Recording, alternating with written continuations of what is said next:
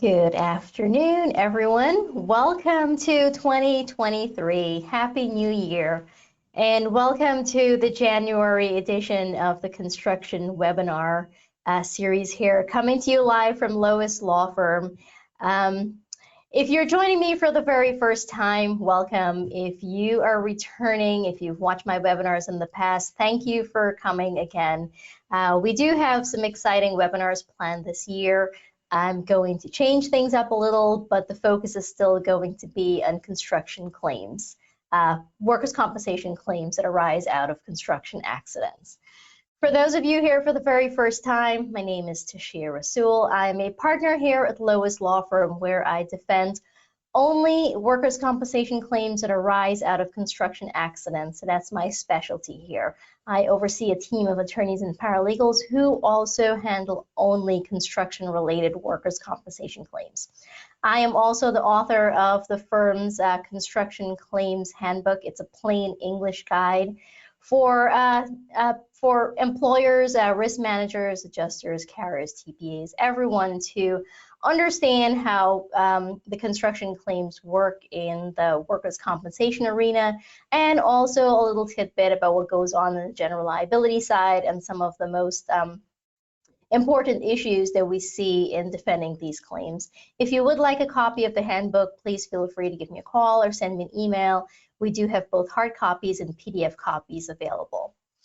For this month's webinar, we are going to do a quick recap on some of the trends that we noticed from 2022, and this is based on the claims that we personally handled in-house here at LOIS. And we are going to kick off the year talking about the benefits of coordination, the real reason why we're having this construction webinar, for you to understand why we should be coordinating with General Liability Counsel and the benefits of doing so. In discussing the benefits of coordination, we're going to talk about the tactics that benefit the employer, reduction of litigation costs, avoiding collateral estoppel, and reaching global settlements.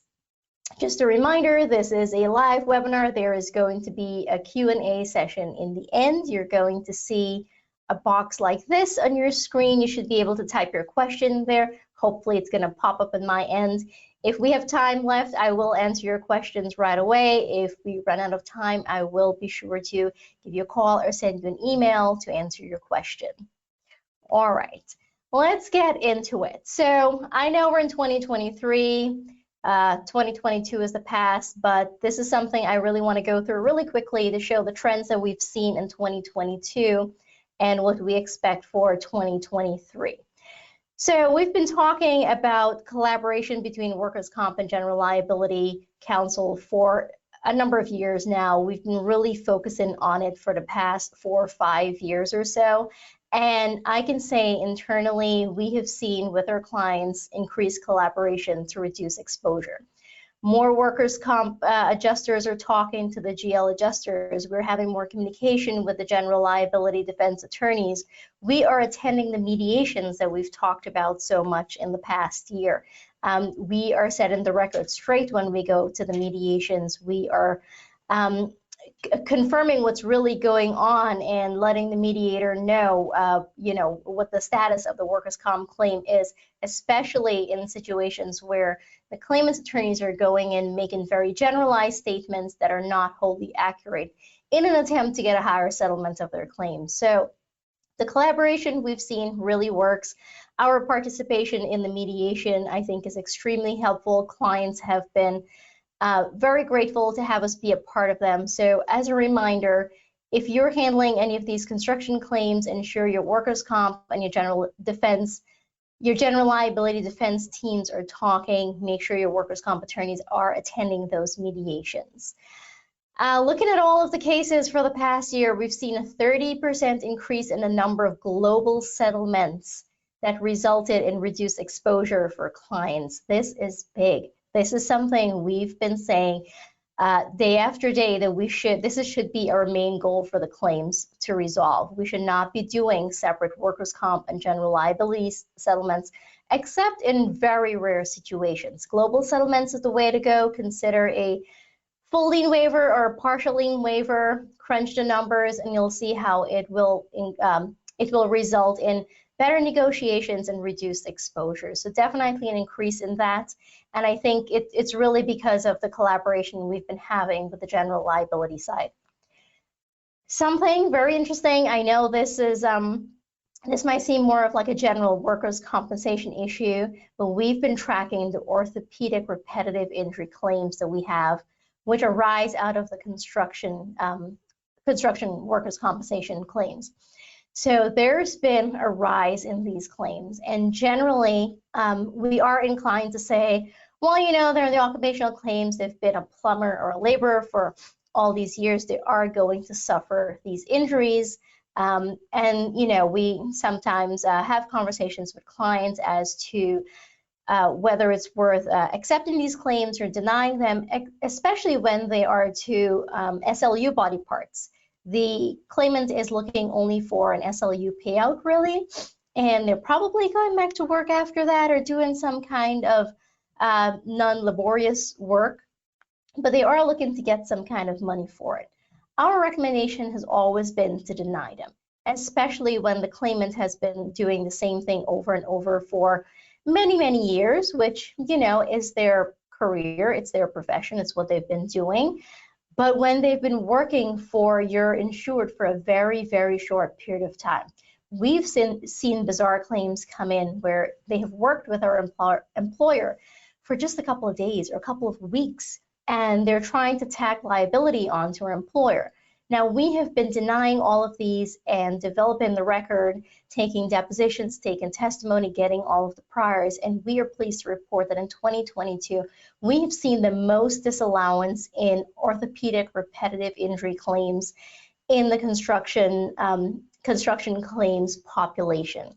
And so my recommendation would be to continue denying them. The board, the judges, they are carefully scrutinizing these claims. What is the claimant's main goal? To get a payout, right? To get an SLU, to return to work, and then claim other injuries. I mean, we've seen these trends, we've seen these patterns with these kinds of claims. So continue to deny them. The board is scrutinizing them, and they are ruling favorably, disallowing them. I will note that in the disallowances that we've seen, the board is focusing on the medicals. So this goes back as a reminder to fully and properly investigate the claimant's prior medical history. Get the HIPAA, get the C3.3, get the medical canvas, the ISO, see where he's treated in the past, get all of those records. See when he first started treated for this injury that he's trying to claim as a workers' comp injury at this point. And do a thorough investigation and make sure the doctors are provided with all of the medical records and are cross-examined and seen. That has been the basis of the disallowances on the claims that we have seen in the construction claims pool here. The other thing, the final notable trend for 2022 is the board is more closely looking at the language in wrap-up policies. Now, we have seen so many different issues where the wrap-up policy is being tagged for liability in situations where they should not be. For example, the accident did not occur on the job site or within the scope of the kind of work that's being done on the wrap-up program. And it's been kind of an uphill battle educating the adversaries and the board and how these wrap-up policies are written, the plain meaning of the policy, what exactly they cover.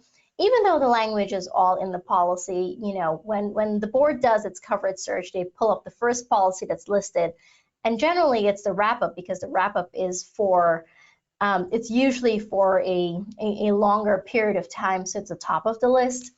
And we get pulled into it, and we've been educating everyone in the workers' comp arena about how these policies work and how, you know, when liability is proper and when it's not proper. So the board, we've seen some recent board panel decisions. The board is actually looking at the language of the decisions.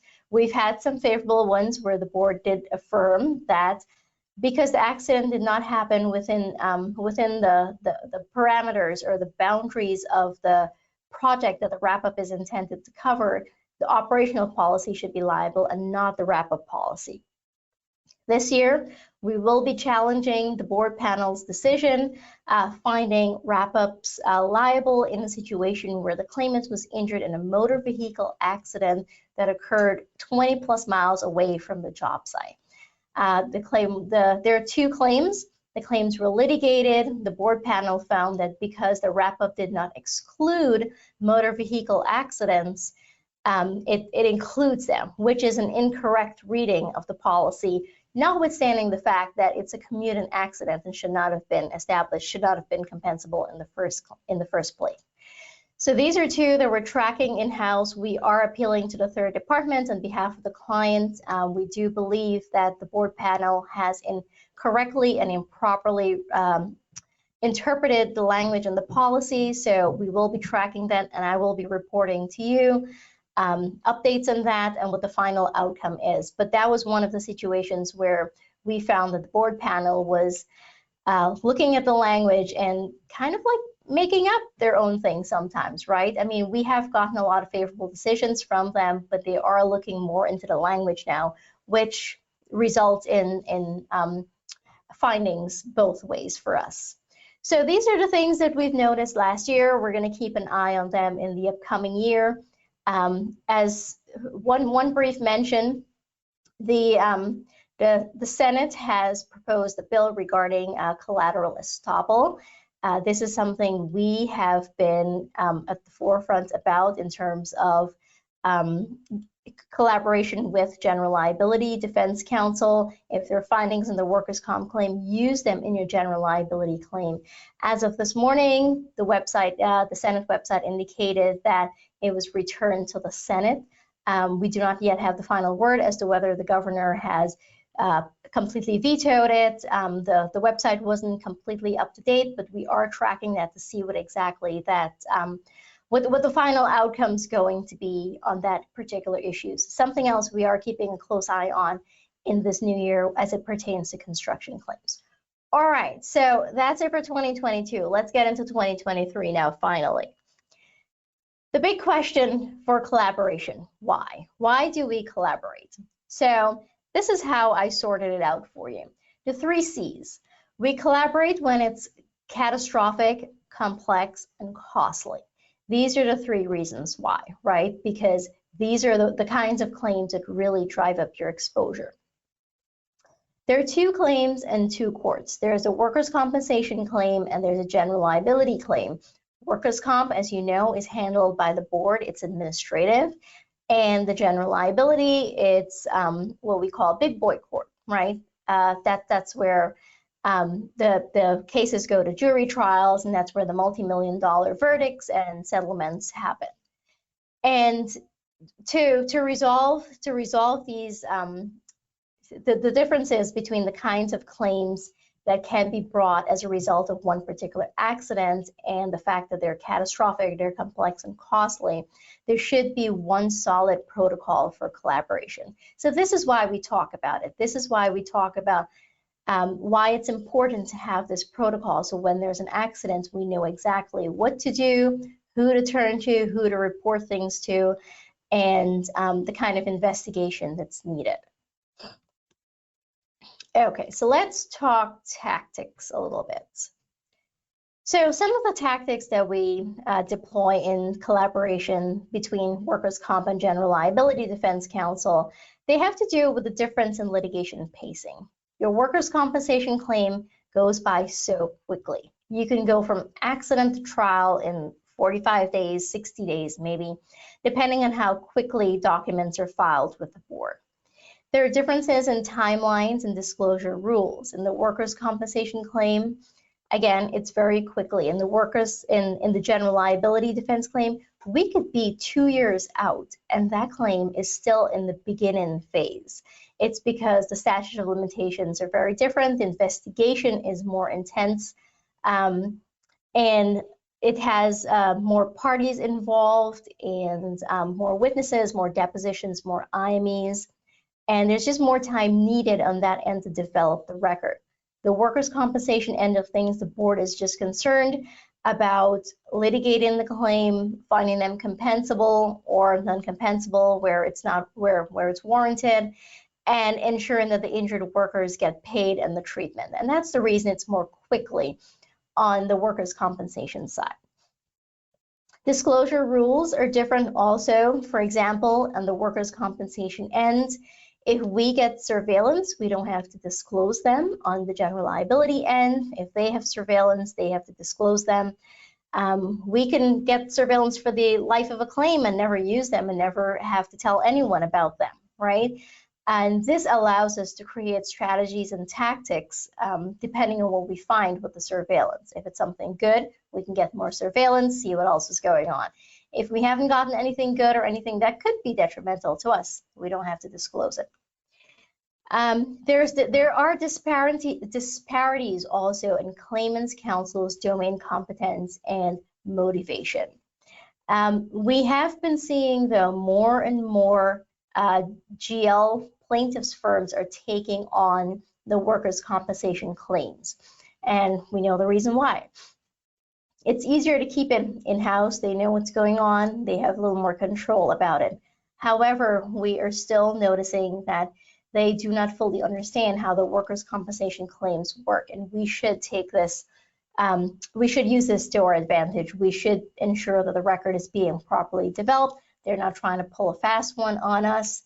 And we should be educating our general liability defense counterparts about how things work as well, so they can have the upper edge in any kind of negotiations that go on in the general liability side, because their adversaries do not have that edge. Finally, it's all about creating jeopardy in the cases. You know, the claimant's attorneys do not dislike anything more than the claimant's benefits being interrupted, which means that their fees are getting interrupted, or the claimant's treatment's getting cut off, which means it's going to impact their general liability claim. Our goal is to create jeopardy. Why have an injured worker who is clearly okay to work? Why pay him at the TTD rate? Why approve all the surgeries that may not even be necessary or related to our claim?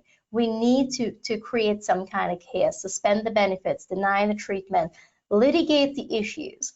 I can tell you, we've litigated hundreds of cases last year that arise out of construction accidents. And there was a time when the judges were inclined to say or think or find that because it's a construction accident, that it is automatically, it did automatically result in a lot of significant injuries or long-term injuries. However, we've been able to prove the judges and the adversaries wrong. Because it's a construction accident does not always mean that the claimant's never going to go back to work, especially if it's a young claimant who undergoes a surgery and recovers in 4 weeks. He can very well go back to work. We've seen it in very few cases, but we've definitely seen it. So we have to be creating jeopardy by the collaboration, using whatever we have in the workers' compensation side, and using whatever we have in the general liability side, sharing information, of course, in accordance with any disclosure or privilege or ethical rules.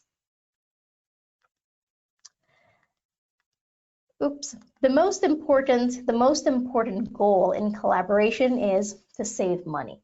These construction claims are costing our clients millions and millions of dollars every year, not only for the actual construction, but for defending the claims, for paying out on accidents. It is really taking a toll in the industry. And we have noticed, and as I indicated earlier, the collaboration, we've seen an increase, we've seen reduce in exposure, we've seen increase in settlements.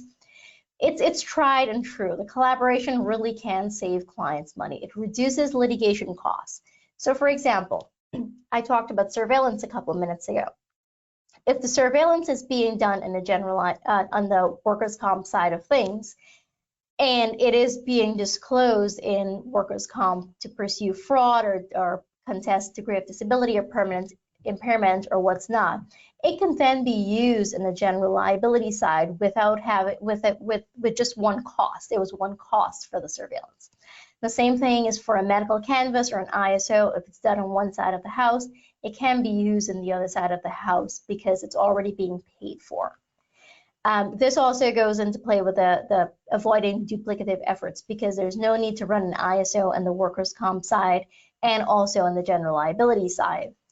And ultimately, it results in lower settlements. The leverage for the settlements, and this is something we're going to talk about later in the year again, in a webinar that's designed especially for a settlement discussion.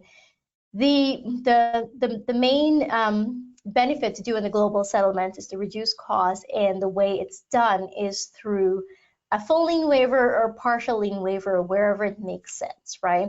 We're telling the claimant, hey, you settled your case on the third party side, we are going to waive your entire lien. It's more enticing, and it ultimately saves the clients more money.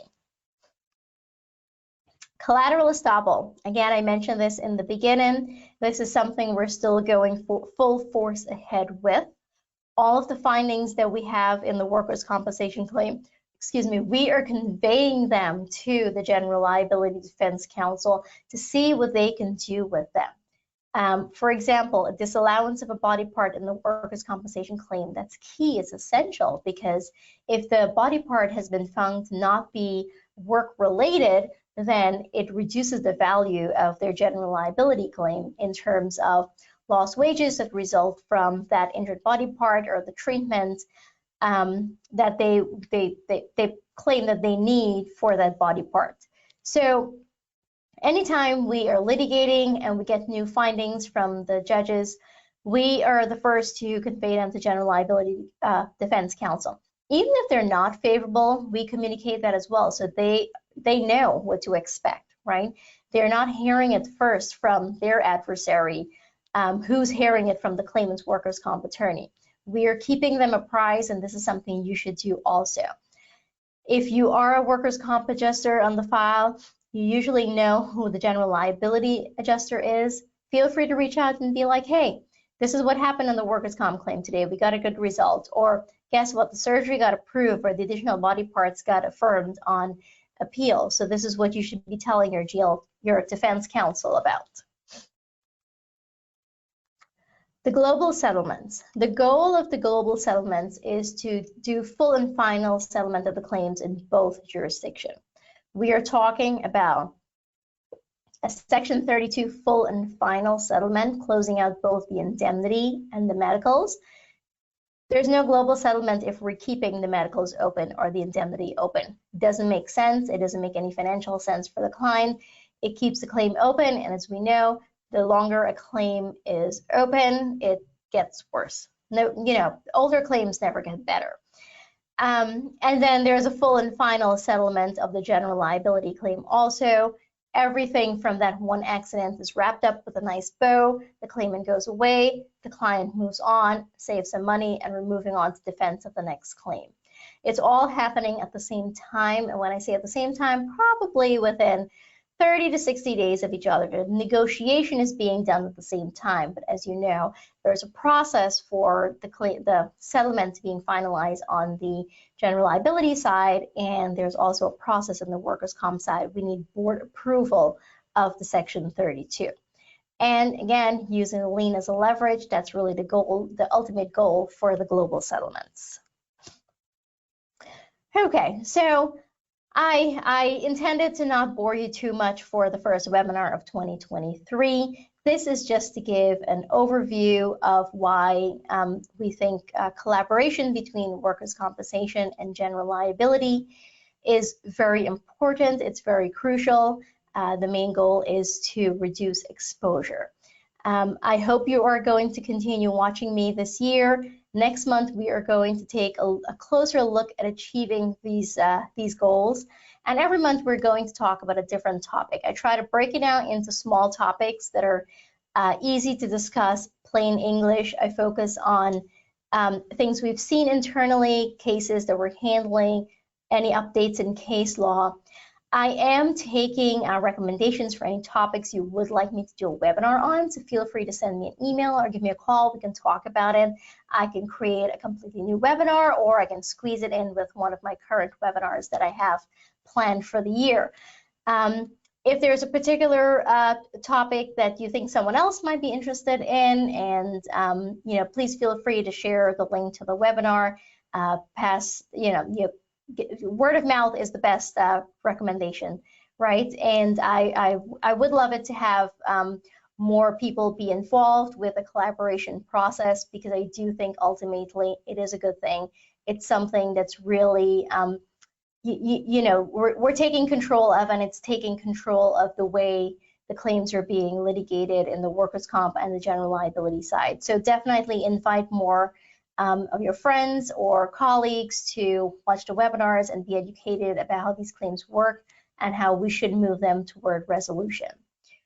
All right, so our next webinar is going to be in February 6th. It's always the first Monday of the month, except for the Monday, it's a holiday. That's why we're doing it today on Tuesday. All right, let me see if there are any questions. I don't see any questions. I don't think there are any questions, but if you think of anything, please feel free to send me an email and I will get back to you as soon as possible. All right, everyone, that's it for today. Thank you so much. See you next month.